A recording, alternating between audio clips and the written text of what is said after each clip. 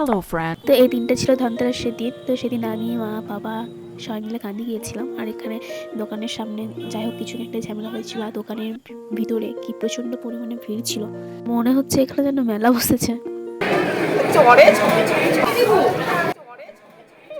এরকম ফটো তোলা নিয়ে ঝামেলা কি তোমাদের সাথেও হয়? তো যাই হোক, সব কিছু কমপ্লিট করার পর, যেহেতু সেদিন ধনতেরাস ছিল তাই কেনাকাটার পরে কিছু গিফট ছিল, তো আমি বোতলটা পেয়ে গেছিলাম। আর এখানে ওই একই ছবি তোলা নিয়ে এখানে কিছু একটা বলছিলাম আগে, যাই হোক। তো তারপর বাজারে গিয়ে বাড়ির জন্য কিছু সবজি বাজার করে নিল বাবা। আমাদের সঙ্গে যেহেতু বোন আসেনি, তো তার জন্য ওর জন্য এখান থেকে ফালুদা নিয়ে নিলাম, আর না হলে পরে বাড়ি ঢোকাটা বড় চাপের হয়ে যাবে। আর এটা সেই দুর্গাপুজোর প্যান্ডেলটা এখন অব্দি খোলেনি, হয়তো কালী পুজো এখানটায় হবে। আমরা এখন যাচ্ছি কালী পুজোর মেলা দেখতে। একটা ছবি তুলবি, অত ঢং করার কি আছে জানো কি? দাদুকে নিয়ে যাবে, দাদুর ঘর। যাই হোক, আমাদের ছবি তোলা হয়ে গিয়েছে, এবার এসেছি আমরা ফুচকা খেতে।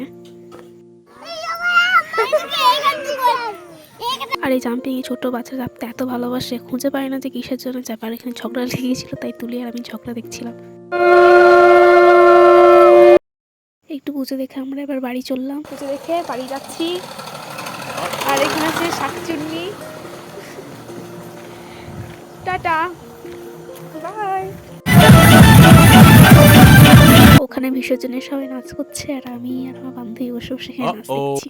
বাইরে বোম ফাটানোর সাহস পাইনি, তাই বাড়িতে এসে ফাটাচ্ছি।